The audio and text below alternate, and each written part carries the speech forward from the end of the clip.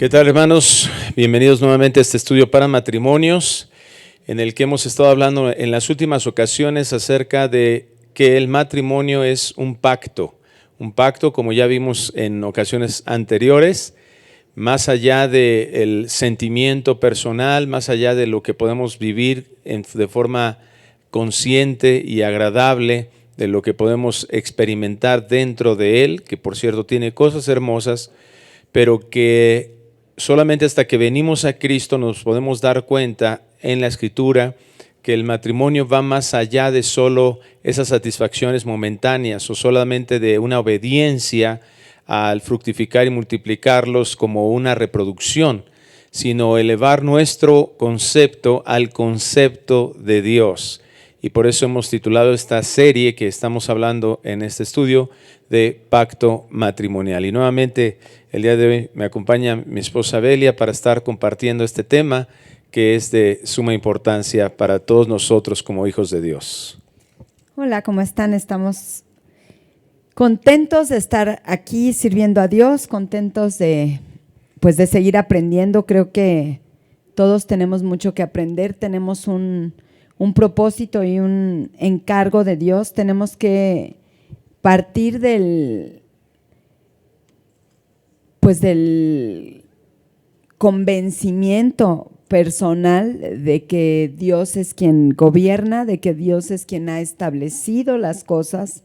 Y bueno, nosotros tenemos que como esposos buscar someternos al control de Dios, aprender a buscar, o sea, tratar de manera personal de buscar la obediencia a Dios, comprender el concepto de obediencia.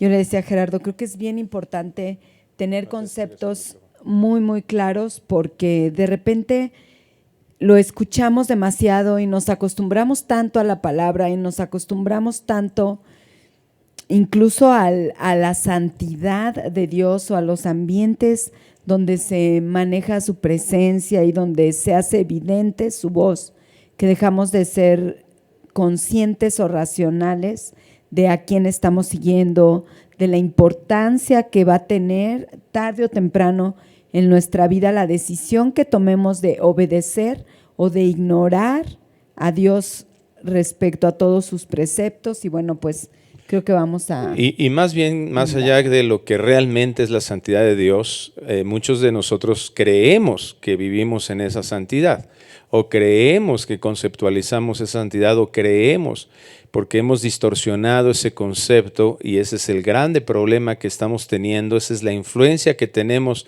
de la cultura actual, en que pensamos que hay una búsqueda de algo que realmente no es Dios. No es que estemos en esa santidad y que ojalá, bueno, Dios quiera que eso sea lo que realmente estemos buscando.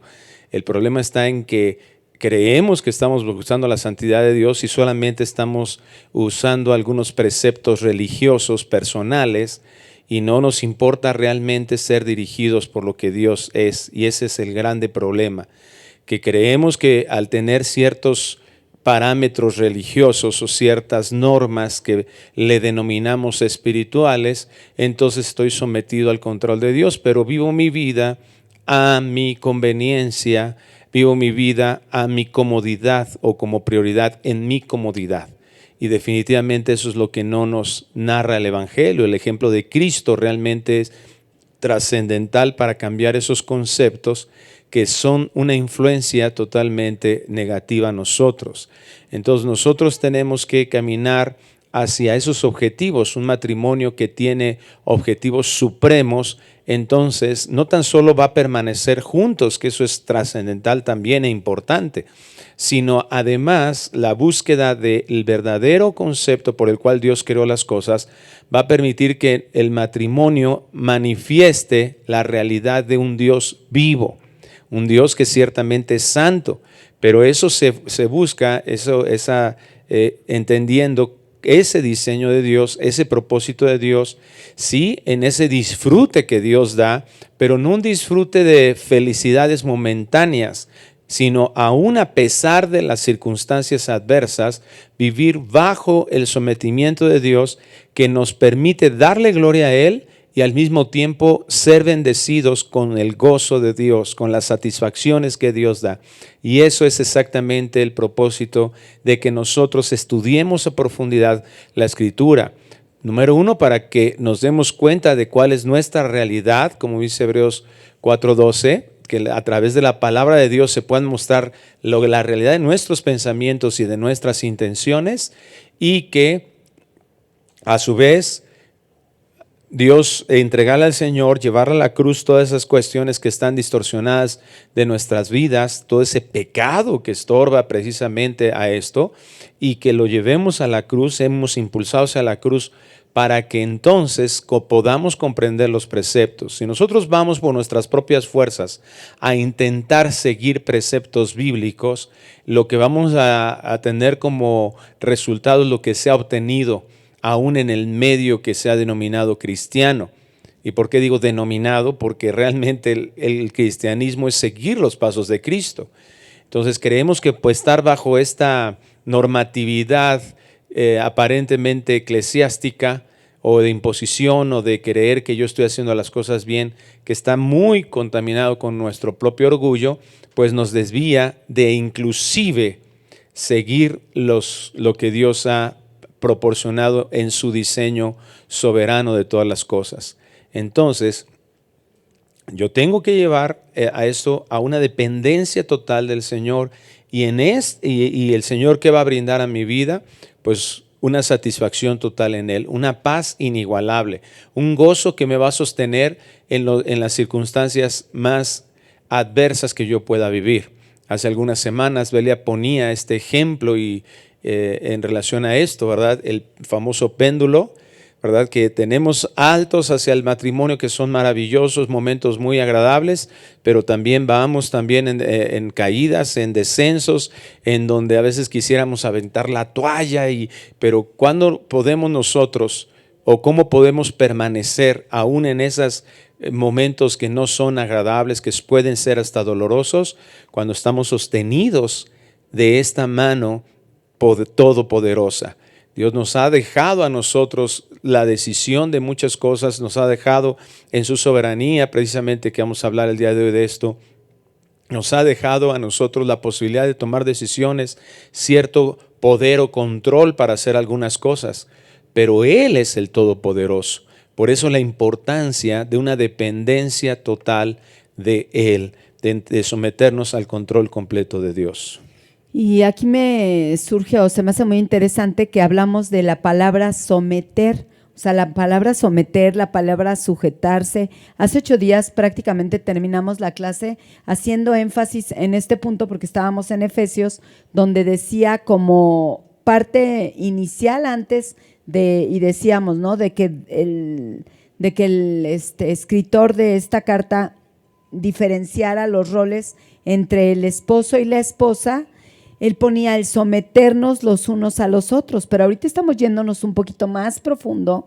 Yo no pensaría más atrás, sino más profundo en el concepto. Y dice Gerardo, el someternos al control de Dios. Y yo quiero compartirte la definición de la palabra obediencia, porque tiene absolutamente todo que ver con la decisión que tú tomes de someterte o sujetarte a algo. De nada sirve que tú digas, ay, yo soy una esposa que se sujeta, yo soy un esposo que se somete, porque así Dios lo ha encargado, si no partimos de la certeza de que un matrimonio va a ser saludable, de que un matrimonio tiene su origen en el sometimiento al Dios que lo creó, o sea, al creador del matrimonio. Y esta palabra obediencia es la palabra Jupacoe con K y E al acento en la última E, que quiere decir escuchar con atención, es decir, acatamiento o sumisión, oír, pero oír como subordinado, o sea, oír con la intencionalidad y con la atención, el enfoque a que lo que vas a escuchar va a representar en tu vida una autoridad, va a representar una una dirección, una guía. Escuchar, obedecer. Literalmente escuchar, podríamos decir, es escuchar. Obedecer es escuchar con atención.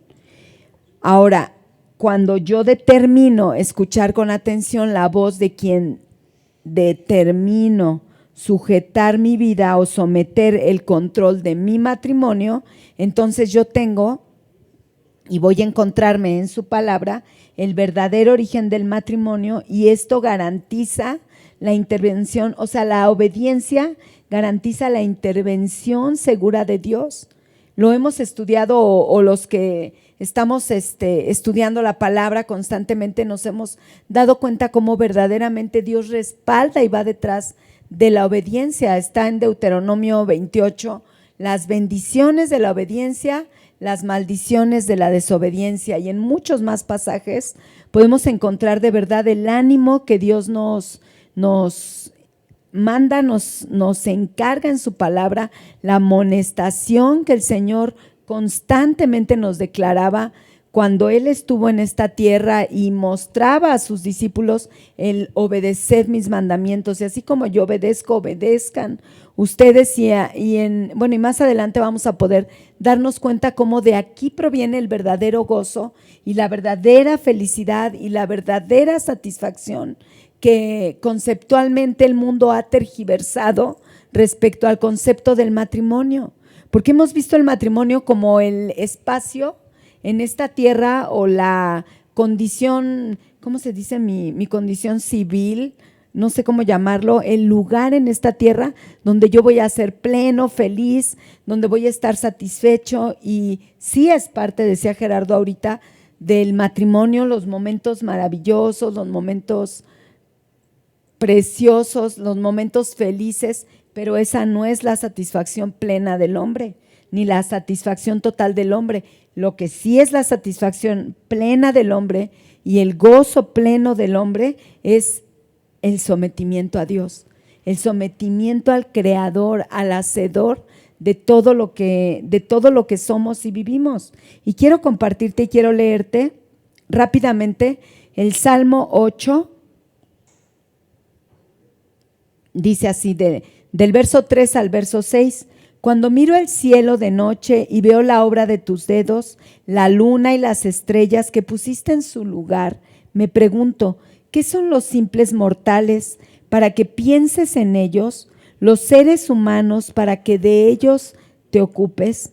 Sin embargo, los hiciste un poco menor que Dios y los coronaste de gloria y honor. Los pusiste a cargo de todo lo que creaste y sometiste todas las cosas bajo su autoridad. Y cuando yo leo esto, honestamente, vuelvo nuevamente a repetir la pregunta que hacía el salmista en el verso anterior. O sea, ¿qué son los simples mortales para que pienses en cada uno de nosotros para propósitos o para cosas grandes? Y si yo no veo mi matrimonio como cristianos de esta manera, yo no voy a poder obedecer, yo no voy a poder escuchar con atención la palabra de Dios, y no voy a ser enseñable y no voy a dejar que mi vida verdaderamente manifieste o muestre la gloria de Dios.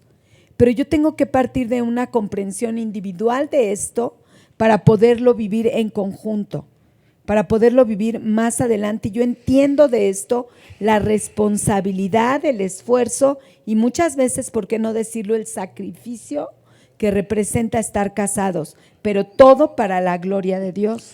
Sí, en otras palabras, lo más importante es que de forma personal nosotros podamos comprender quién es Dios.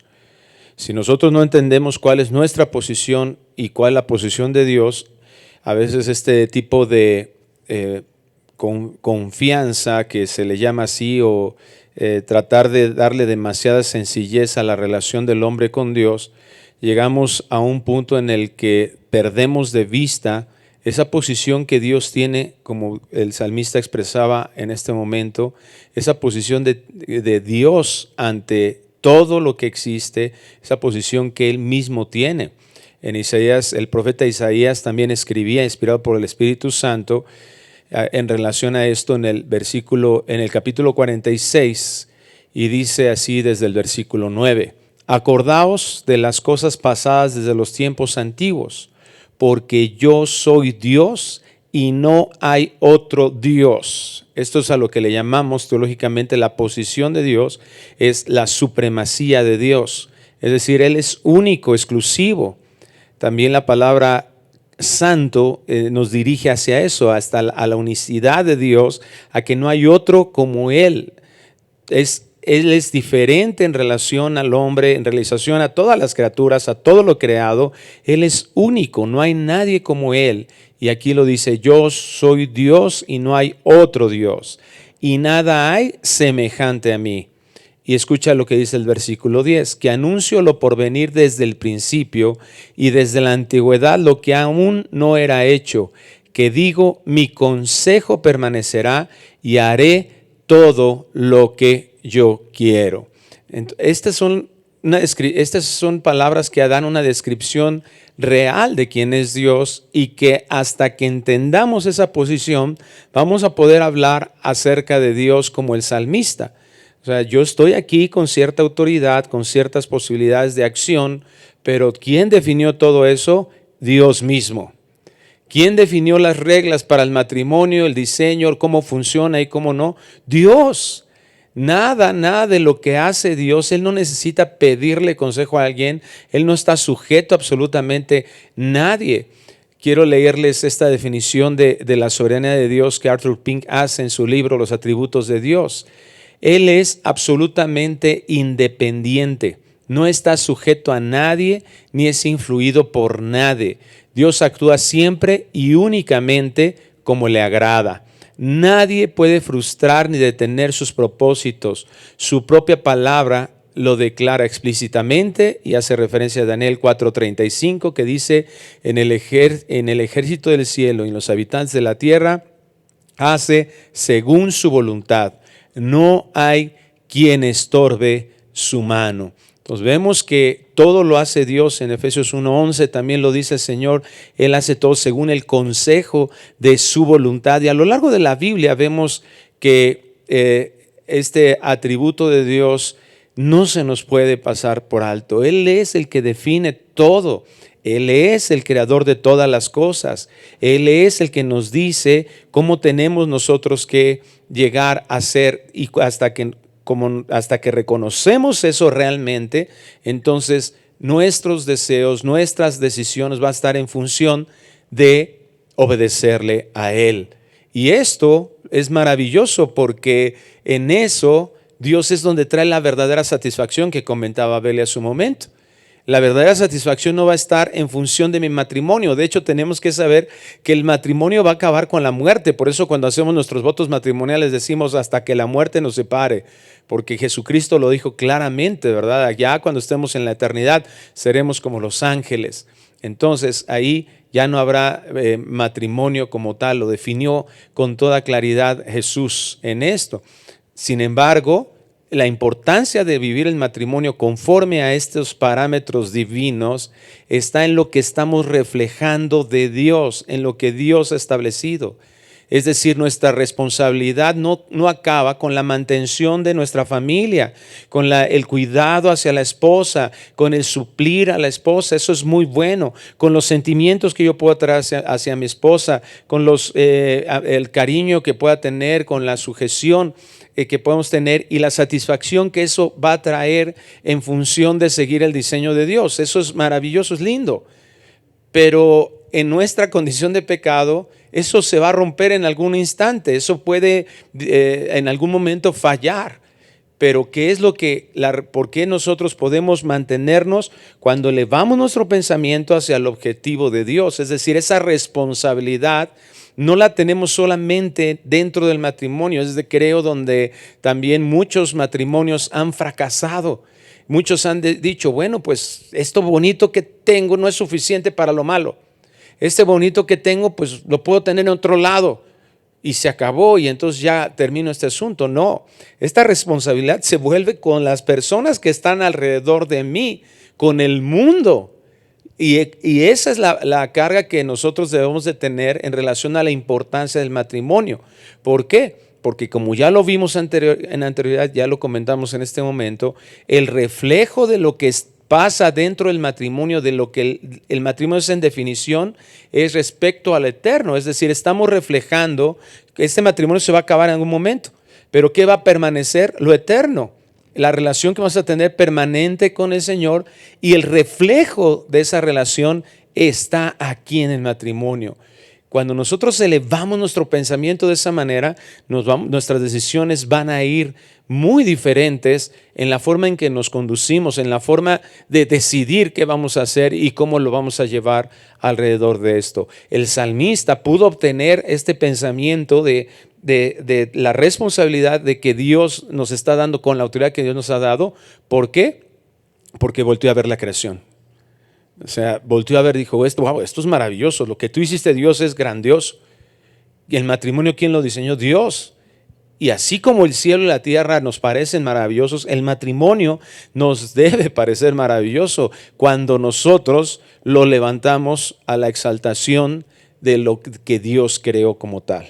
Exactamente, Dios creó el matrimonio y lo hemos venido platicando y creo que en el transcurso de estos últimos estudios que hemos estado compartiendo, hemos venido platicando, Dios creó el matrimonio, ya nos quedó muy claro que es idea de Dios, que fue idea de Dios el establecer de esta manera a la sociedad humana en esta tierra para la edificación de su reino. O sea, que nos quede muy claro en la historia de la humanidad. Y quiero darte una definición que encontré en un comentario respecto al matrimonio como pieza clave de la sociedad para un impacto que va más allá de lo que es una pareja, de lo que es el romanticismo, sino de la demostración de lo que puede llegar a ser la relación de un hombre con su creador, de un hombre con su Salvador y de un hombre visto como alguien en quien fue depositada eternidad y posteridad después de la vida en función de la relación que pueda tener con Dios. Y dice, te lo voy a leer textualmente y luego quiero nada más ahondar un poquito con un versículo. Dice así, es una unión, o sea, un matrimonio que impacta, es una unión entre un hombre y una mujer que se comprometen para funcionar al unísono bajo la autoridad divina, con el propósito de reflejar la imagen de Dios y edificar su soberanía en el mundo, por medio del llamado de la pareja en cuanto al individuo y al conjunto. Y ahorita decía Gerardo, y esto es muy interesante, juntos vamos a manifestar la gloria de Dios, juntos vamos a presentar el evangelio como matrimonio, pero necesariamente primero de manera individual tenemos que tener una relación con Dios, tenemos que estar de forma personal experimentando una transformación de parte de Dios para que yo pueda tener la mansedumbre para formar parte en conjunto con mi esposo de algo supremo. Porque de otra manera no, o sea, de otra manera mi orgullo y su orgullo se van a contraponer. Yo le decía hace rato que estábamos platicando respecto a este tema, de ahí que tantos matrimonios cristianos se divorcien con tanta, o sea, bueno, ha crecido la estadística tan alarmantemente, porque como cristianos es muy triste, pero es la realidad, nos hemos conformado al concepto de matrimonio que el mundo y nuestra cultura nos ha enseñado.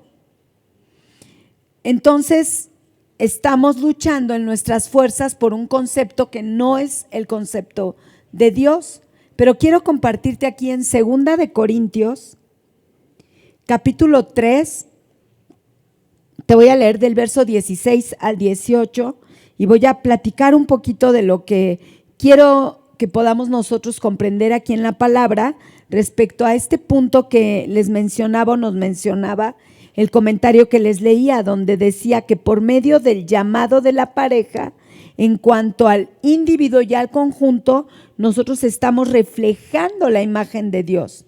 O sea, tú tienes que verte a ti mismo en ese camino donde tú estás siendo transformado a la imagen de Dios, transformado a la gloriosa imagen de Dios, para que en conjunto tú puedas verdaderamente mostrar a Cristo en esta tierra. Y dice así, 2 de Corintios, capítulo 3, a partir del verso 16. En cambio, cuando alguien se vuelve al Señor, y aquí estamos hablando del individuo, cuando alguien se vuelve al Señor, el velo es quitado, pues el Señor es el Espíritu, y donde está el Espíritu del Señor, allí hay libertad. Así que todos nosotros, a quienes nos ha sido quitado el velo, podemos ver y reflejar la gloria del Señor. No solamente podemos contemplarle, sino nos volvemos como reflectores de la gloria que estamos contemplando. Podemos nosotros mostrar la gloria de Dios.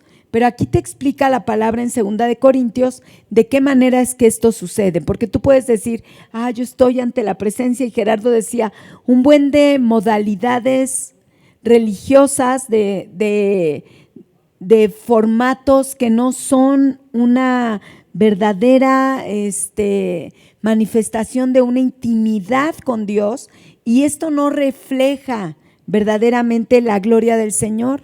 Si no hay intimidad, si no hay conocimiento, si no hay ginoscos, o sea, un conocimiento profundo que se logra exclusivamente a través de la relación íntima con Dios, que se manifiesta y que se refleja de manera figurada en el matrimonio, tú no vas a poder alguien que verdaderamente pueda ser un reflector de la gloria de Dios.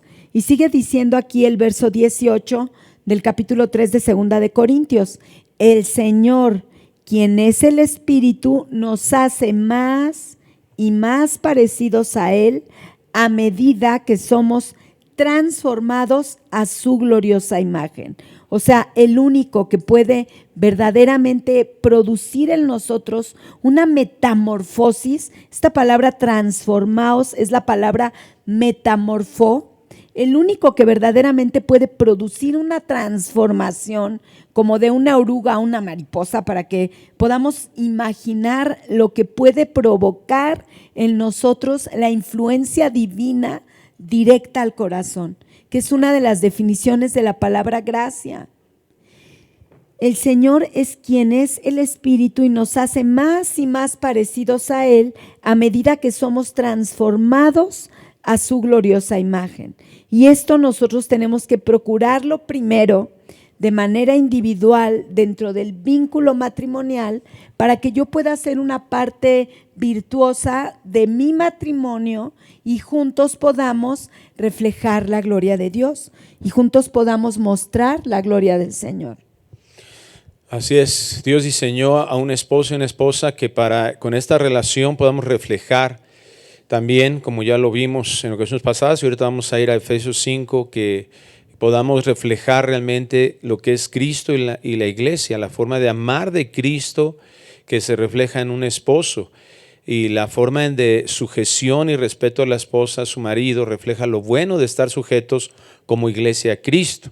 Entonces, cuando estas definiciones que nos hace el Señor en su palabra no se dan en ese gozo, en esa alegría, en ese entendimiento de que así funciona, y estamos contaminados por la influencia de una sociedad que está deteriorando completamente, y su objetivo es deteriorar esta imagen de Dios misma en el hombre. Es impresionante, en el 2013 a nivel nacional se hizo un cambio en la Constitución de los Estados Unidos para definir o redefinir lo que el matrimonio es. Por ejemplo, el 21 de diciembre del 2009, la Asamblea Legislativa del Distrito Federal, en ese tiempo todavía, aprobó una enmienda al Código Civil para cambiar el concepto de que el matrimonio es entre un hombre y una mujer y cambiarlo hacia individuos nada más. ¿Y qué es lo que realmente está provocando este ataque frontal hacia la relación matrimonial? Pues en todo sentido, ¿verdad? hace que se menosprecie totalmente, se distorsiona el concepto, se evita que las personas quieran casarse porque hay un menosprecio a él. ¿Para qué me caso? No tiene sentido, no se ve el valor que tiene. Las personas que ya están casadas, entonces con toda facilidad tienen en su mente el divorciarse, ¿verdad? ¿Por qué? Porque no es algo. ¿Por qué tú buscas ¿cuál es la diferencia, yo diría, entre un pañuelo desechable y un pañuelo de tela? Bueno, pues el de tela lo aprecias más, por eso lo guardas y lo lavas y lo vuelves a guardar, etcétera. El desechable, pues como vale tan poquito, pues cada pañuelo desechable, ¿cuánto podrá valer? De 30 centavos, 10 centavos, pues me sueno y lo tiro porque no vale mucho, lo desechamos. De igual manera, estos conceptos en el mundo han permitido que sea el matrimonio a mi gusto, y si no es así, lo desecho. Si yo ya lo usé o no me funciona o ya no me sirve, lo desecho. Y esta conceptualización viene precisamente de esta influencia diabólica que se ha permeado en el mundo y que desafortunadamente de igual manera se ha permeado en la iglesia.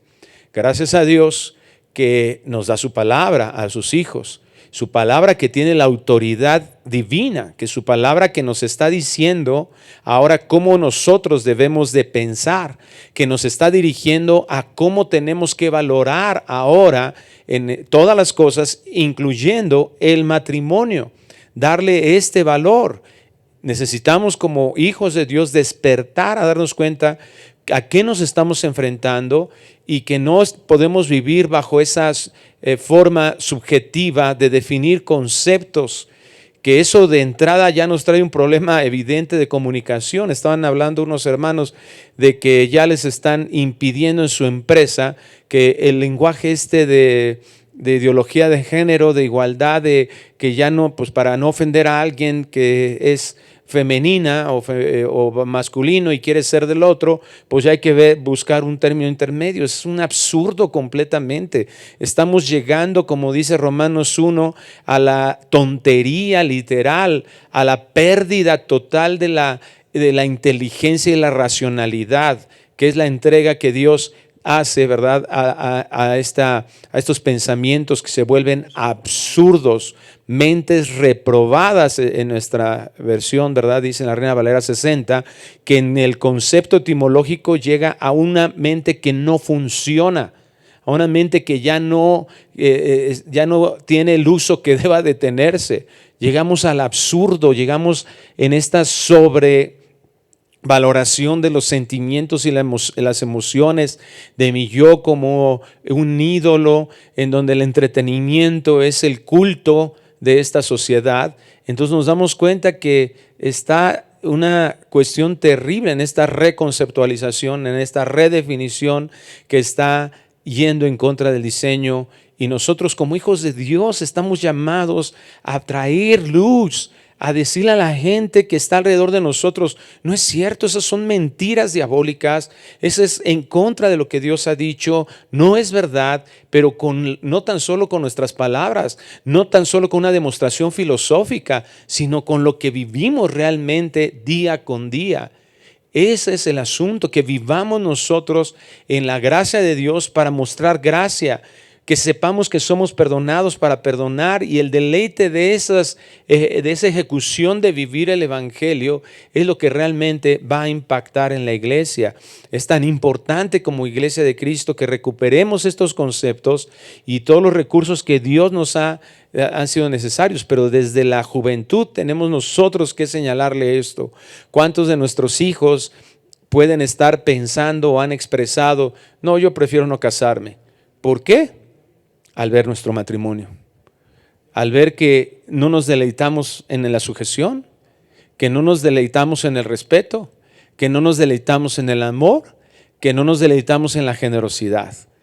Y eso en nuestra mente tiene que ser cambiada, que podamos ver nosotros este diseño de Dios en el que Él refleja su propia imagen en nuestra creación, y que nos dio la capacidad de poder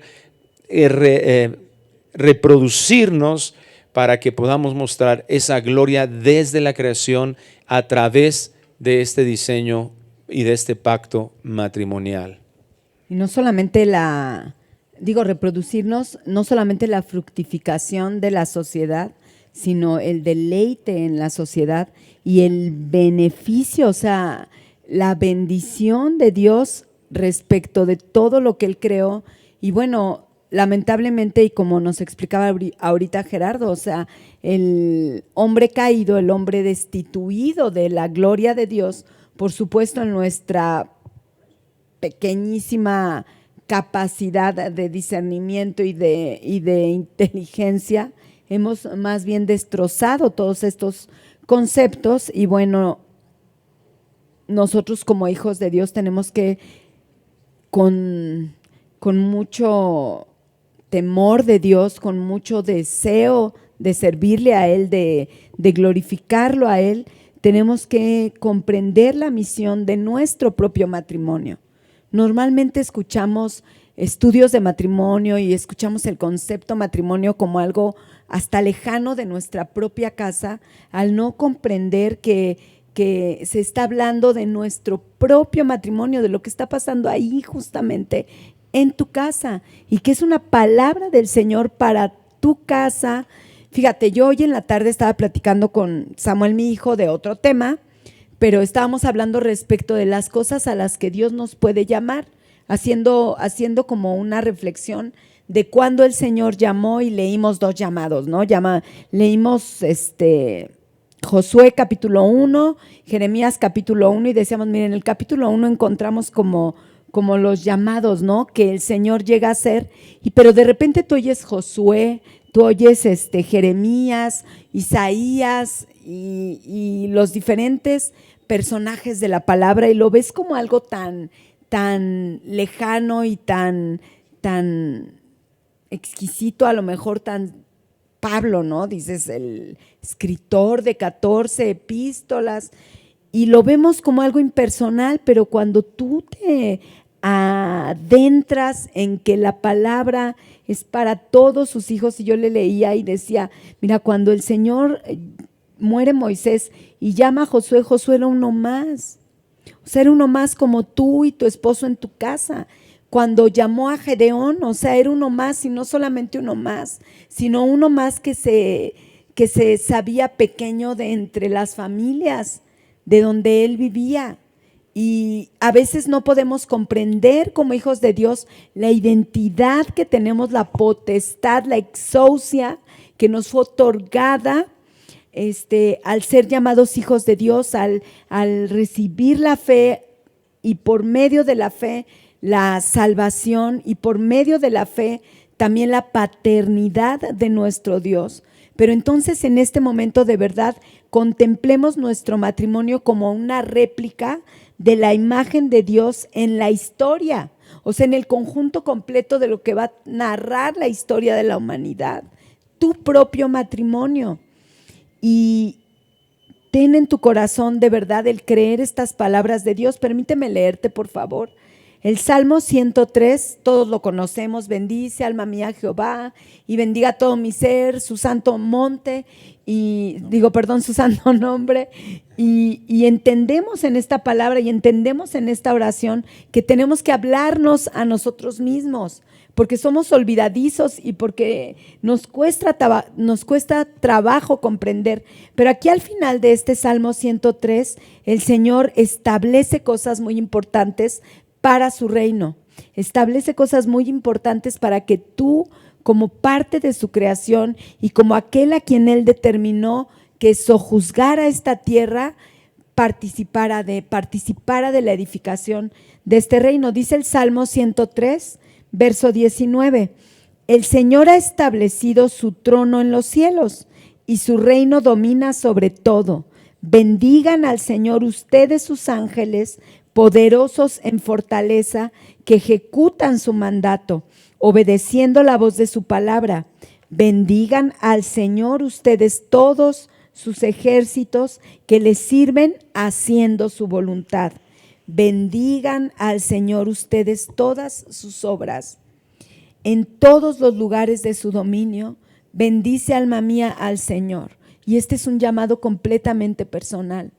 Bendice, alma mía, al Señor, y el Señor nos ha llamado a bendecir su nombre por medio de nuestra relación matrimonial, de nuestra relación de matrimonio. Y yo me hacía una pregunta que ahorita Ger nos va a desglosar un poco más, pero yo decía, bueno, ok, entonces el matrimonio no es para ser felices, sino es para glorificar el nombre de Dios.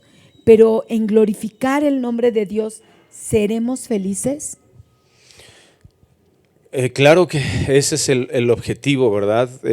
Principal, darle gloria a Dios. Desde la creación vemos la gloria de Dios. Ahora, ¿qué es la gloria de Dios? Bueno, ya lo hemos comentado en otras ocasiones. Es la palabra gloria en el original, ¿verdad? Tanto en el hebreo como en el griego significa peso, significa el contenido. Está hablando de lo que es más importante, de lo que tiene mayor importancia. Está dirigido hacia la gloria de Dios. Cuando hablamos de la gloria de Dios, estamos hablando de lo importante de Dios, es decir, lo que distingue a Dios. Cuando hablamos de la gloria de Dios es cuando reconocemos que sus atributos son algo maravilloso. Entonces, Él se glorifica en nosotros. ¿De qué manera? Mostrando desde la creación quién es Él. Y no existe ninguna otra criatura en la tierra que tenga las características o en todo el universo, ni siquiera los seres angelicales como tal, no lo vemos cuando menos en la Escritura, que Él los haya creado a su imagen, pero sí lo dice expresamente y con la importancia que tiene al hombre y a la mujer. Por cierto, en esa igualdad. Y entonces vemos ahí que en eso, desde la creación, ya está reflejando quién es Dios, ya está mostrando, es en todo lo que vemos creado y en todo lo que sucede y en todo lo que Dios dispone y en todo su plan de redención, vamos a ver prácticamente todos los atributos de Dios. Esa es la gloria. En Efesios 1, Pablo no se cansa, ¿verdad? Lo dice en varias ocasiones en relación a la manifestación de este plan de redención, que todo era para la alabanza de su gloria, es decir, que esté dirigido a que Él sea reconocido con esa exclusividad de ser Dios. Dice Isaías 43 que nosotros fuimos creados, yo los creé, dice el Señor, para mi gloria. Es decir, para que mostremos eso, para que veamos que Él es lo mejor y Él es lo más importante. Entonces, desde que Dios da la orden, ¿verdad? Y todas las órdenes que da Dios o todas las instrucciones que muestra el Señor desde la creación, por ejemplo, cuando Él dice en Génesis 1:28 que sean fructíferos y multiplíquense y llenen la tierra, nos está mostrando ahí cómo se deben de manifestar las cosas, y en eso, en todo eso, vamos a encontrar que Dios, cuando Él se glorifica y cuando nuestra intención es glorificarle a Dios, ahí nosotros vamos a tener la mayor satisfacción posible. El mayor gozo y paz posible es cuando nosotros entramos a ese diseño. Entonces, por eso es tan perjudicial este tipo de ideologías de aceptar el matrimonio en un concepto diferente. Cuando habla ahí de la creación y dice sean fructíferos y multiplíquense y llenen la tierra, el Señor ya había dicho que había creado al varón y a la mujer, y en el capítulo 2 nos muestra, ¿verdad?, que había ahí, dejará al hombre a su padre y a su madre, se unirá a su mujer y serán una sola carne. Está dando los parámetros, ¿verdad?, claros de unidad, en los cuales, de unión y unidad, en los cuales vamos a cumplir esta orden de Dios de fructificar y multiplicarnos. Pero que están ahí, ¿verdad? Este mandamiento solamente es posible cumplirlo con un hombre y una mujer, y con sus diferencias funcionales, fisiológicas, que esto implica. No existe la posibilidad de que de forma natural en una relación diferente de hombre-hombre, mujer-mujer, pueda realizarse esto de ninguna manera, ¿verdad? Dios no crea a un hombre para que se reproduzca un hombre y otro hombre, o una mujer y otra mujer. Este es el diseño único y extraordinario que Dios pone, ¿verdad?, desde aquí, y nos capacita, nos da todas las características para que esto se pueda cumplir. Vemos ahí, ¿verdad?, que entonces no es una simple adaptación evolutiva o un accidente biológico, de donde nosotros venimos. Es el pensamiento establecido por Dios, y la comprobación de esto es que todo sigue funcionando de esa manera. Entonces es tan claro, y debe de ser tan claro sobre todo para un redimido, que esto debe de ser así, que yo tengo que atender esa voz de Dios, que yo no puedo catalogar mi perspectiva, mis intenciones, mis sentimientos, a mí en mi antojo. O sea, eso es demasiado orgulloso, eso implica demasiada soberbia, y que nos tiene nuevamente en una condición en donde todo se distorsiona, en donde todo, ¿verdad?, se viene abajo, y es la sociedad que estamos viviendo es una muestra total de esto. Y bueno, quiero compartirte un pasaje donde Jesús le habla a sus discípulos y nos habla a nosotros en el capítulo 15 del Evangelio de Juan, este tema específico respecto al gozo, respecto a la felicidad. Y creo que esto completa muy, muy claramente esto que Gerardo nos acaba de explicar, al entender que la felicidad no es la meta del matrimonio, pero sí es un beneficio del matrimonio. No es la meta del matrimonio, porque la meta es reflejar a Dios al edificar su reino aquí en la tierra, al convertirnos nosotros en un matrimonio que impacta, ¿no? Es lo que estamos tratando de comprender. Pero la felicidad surge y viene a nuestra vida como resultado natural cuando se busca cumplir esta meta bíblica. O sea, es como un círculo virtuoso donde hace a un lado por completo cualquier idea que tú puedas tener de que porque Dios nos creó para alabanza de su gloria, entonces es un Dios egoísta que solo busca ser glorificado. Porque humanamente y nuestra mente lineal y humanista nos hace pensar, no, pues si yo fuera así, yo sería un egoísta y un egocéntrico. ¿Por qué Dios no lo sería, no? Y a veces cuestionamos a Dios con ese nivel de insensatez, ¿no? Con ese grado de insensatez, al no darnos cuenta que en ese mismo acto de alabar y de glorificar su nombre está la plenitud nuestra. Está la plenitud y el gozo completado en nuestra vida. Hay una frase que tú dices mucho ¿cómo dice? Que el deleite, que es de Piper. Es el fundamento de lo que John Piper menciona que como hedonismo cristiano, es decir, que la verdadera satisfacción tiene que estar en búsqueda de estos preceptos bíblicos de la gloria de Dios. Y dice que nosotros somos más satisfechos en Él. Dios es más glorificado en nosotros cuando nosotros somos más satisfechos en Él. Es decir, el verdadero deleite se encuentra cuando nosotros, en esa búsqueda de gloria, Dios sigue en su misericordia recompensándonos con un verdadero deleite. Y bueno, yo creo que esta cita bíblica es la inspiración de esta frase que de verdad nos tiene que llevar a esa reflexión. En medida que más busques tú glorificar su nombre, tú vas a comprender cuál es la verdadera satisfacción, cuál es el verdadero propósito, cuál es el verdadero motivo, cuál es el verdadero todo del hombre. Y dice así, Juan capítulo 15, verso 10 en adelante. Si guardan mis mandamientos, permanecerán en mi amor, así como yo he guardado los mandamientos de mi Padre y permanezco en su amor. Dice, estas cosas les he hablado para que mi gozo esté en ustedes y su gozo sea perfecto. Así es.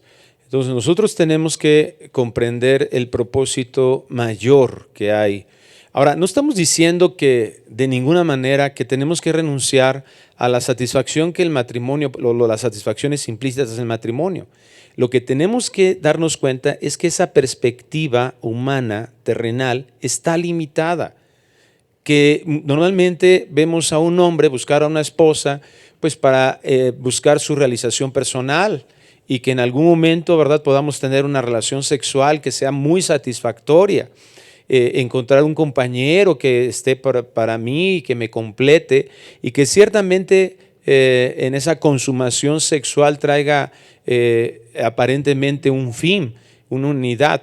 Pero eso es cierto, pero no alcanza solamente, ese es el camino para llegar a un fin verdadero, ese disfrute personal que es real y ese placer sexual que son parte también del plan de Dios en el matrimonio, no acaba con eso. Y quiero leerles acerca de esta perspectiva que da David Platt en su libro Contracultura. Dice así: Dios creó la relación matrimonial para señalar una realidad más grande.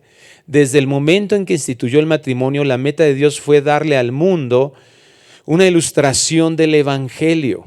Al igual que una fotografía representa a una persona o un acontecimiento en un punto particular de la historia, el matrimonio fue diseñado por Dios para reflejar a una persona y a un acontecimiento en el punto más significativo de la historia.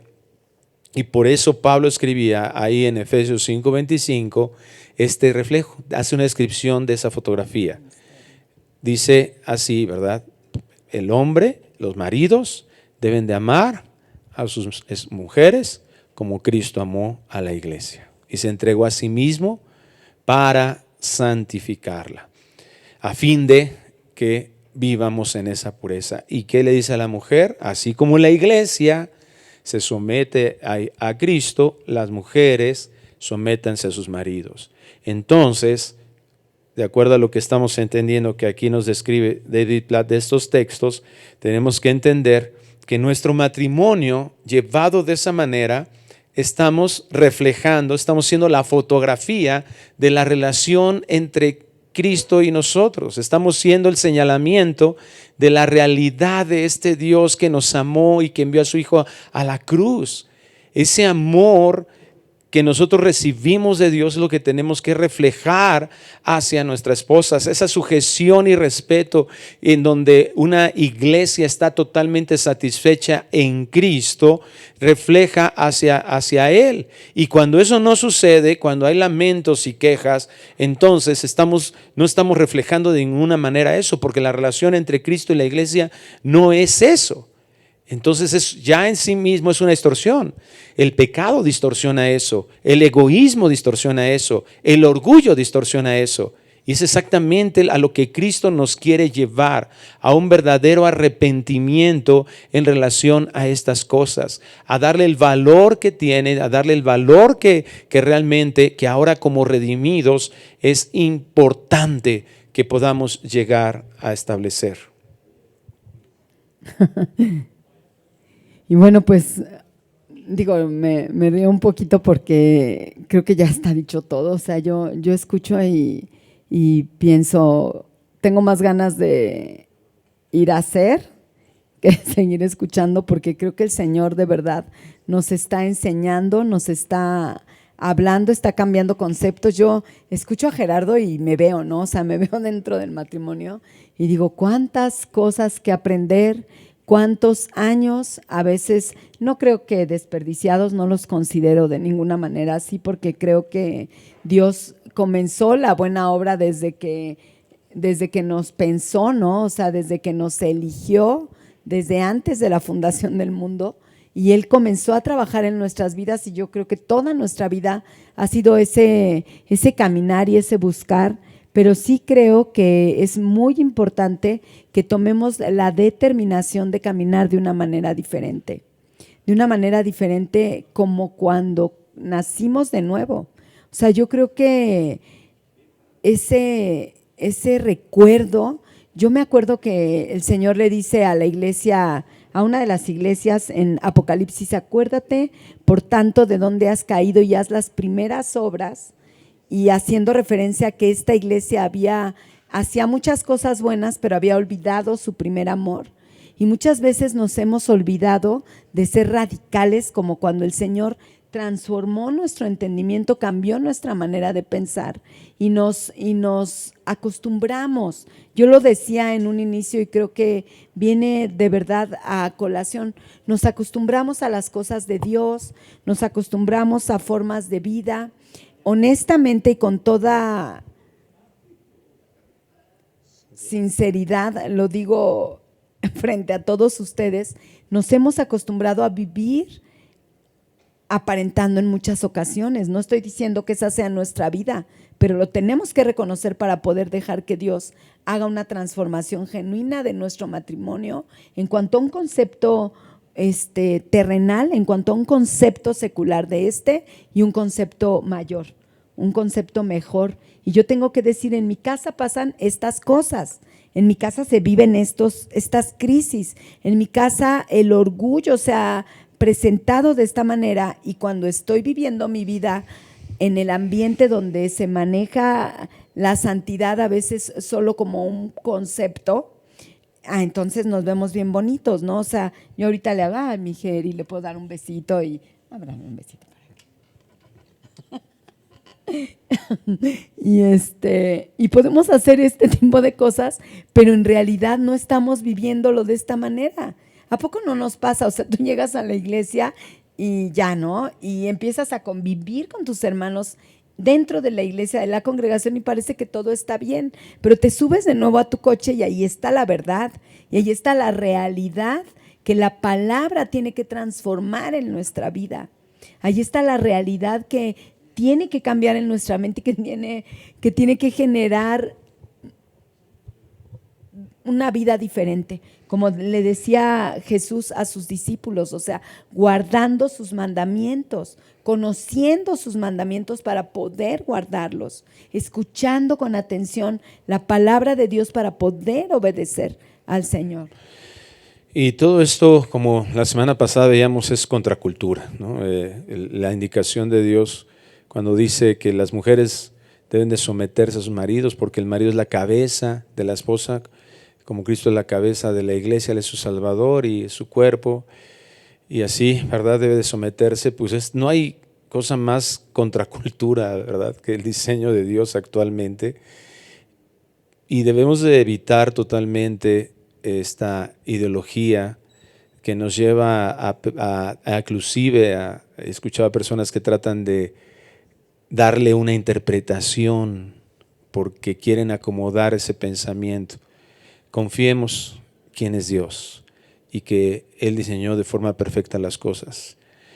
La fe nos debe llevar a que si nosotros leemos esto, nos lleve a vivir de esa manera, a renunciar a cualquier valor al respecto, y que esto verdaderamente sirva para que el Espíritu Santo use nuestras vidas, que nuestra vida impacte el corazón de otros y el Espíritu Santo lo use para traer a muchos otros al Señor. Vamos a orar. Padre, te agradecemos profundamente por tu amor, tu misericordia, porque, Señor, nos das cosas hermosas, y lo más hermoso que podemos, Señor, mirar en este momento es tu palabra, que se enciende como una luz a nuestras vidas.